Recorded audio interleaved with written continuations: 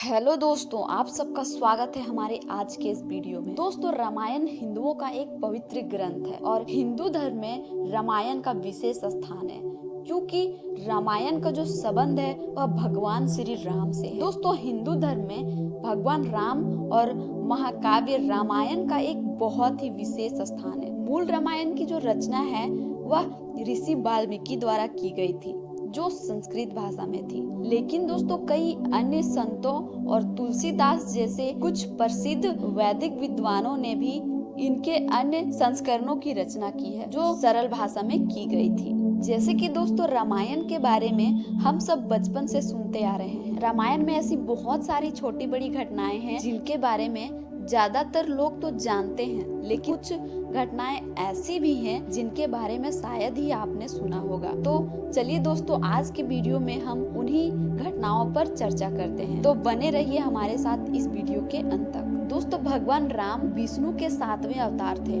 और लक्ष्मण को शेषनाग का अवतार माना जाता है। और वहीं दोस्तों, भरत और शत्रुघ्न को सुदर्शन चक्र और भगवान विष्णु के हाथों में जो शंख है वह उन्हीं का अवतार माना गया है। दोस्तों, एक बार रावण कैलाश पर्वत पर भगवान शिव के दर्शन करने के लिए गया था। रास्ते में उसकी जो मुलाकात है वह नंदी जी से हो गई थी, जिसे रावण ने बंदर का मुंह कहकर उसका मजाक उड़ाया था। तभी दोस्तों, नंदी ने रावण को श्राप दिया कि बंदरों के कारण ही उसका विनाश होगा। जैसे कि दोस्तों, आप सब जानते ही होंगे कि जब भगवान श्री राम को वनवास भेजा गया था तब उनके साथ सीता माता और लक्ष्मण जी भी साथ गए थे। दोस्तों, आपको जानकर हैरानी होगी कि लक्ष्मण 14 वर्ष के वनवास में अपने भाई और भाभी की रक्षा के लिए एक दिन भी नहीं सोया था। दोस्तों, वनवास की पहली रात में जब राम और सीता सो रहे थे तो निद्रा देवी लक्ष्मण जी को दिखाई दी। लक्ष्मण ने उनसे आशीर्वाद देने के लिए कहा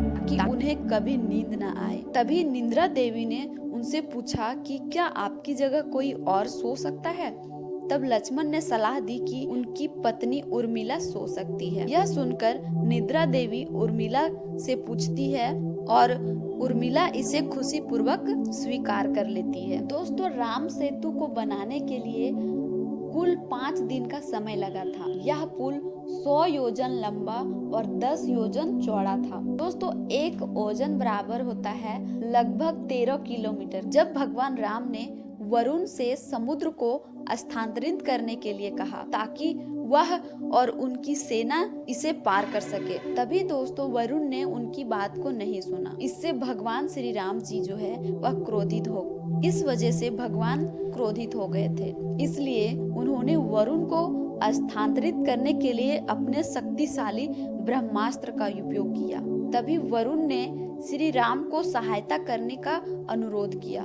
तब भगवान राम ने धृततुल्य के स्थान पर ब्रह्मास्त्र का प्रयोग किया, जो आज राजस्थान के नाम से जाना जाता है। जैसे कि आप सबको पता ही होगा दोस्तों कि रावण ने सीता को 2 वर्ष तक अपने कैद में रखा था, लेकिन इस कैद के दौरान रावण ने माता सीता को छुआ तक नहीं था। तो ऐसा क्या कारण था, चलिए दोस्तों इसके बारे में हम जानते हैं। एक बार रावण विश्व विजय के लिए स्वर्ग लोक पहुंचा था।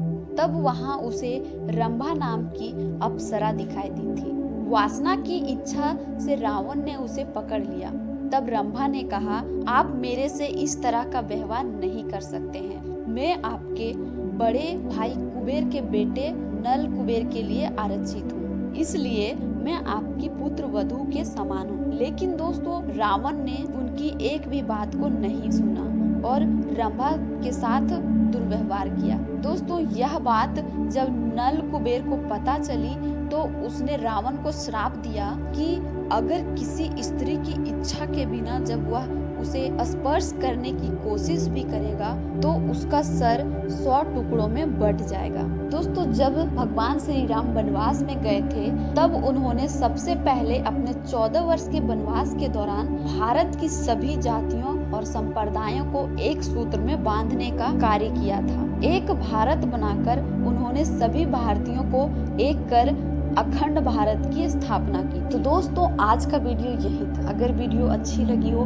तो इसे एक लाइक कीजिएगा और ऐसी ही जानकारी पाने के लिए हमारे इस चैनल को सब्सक्राइब कीजिएगा। राम राम दोस्तों।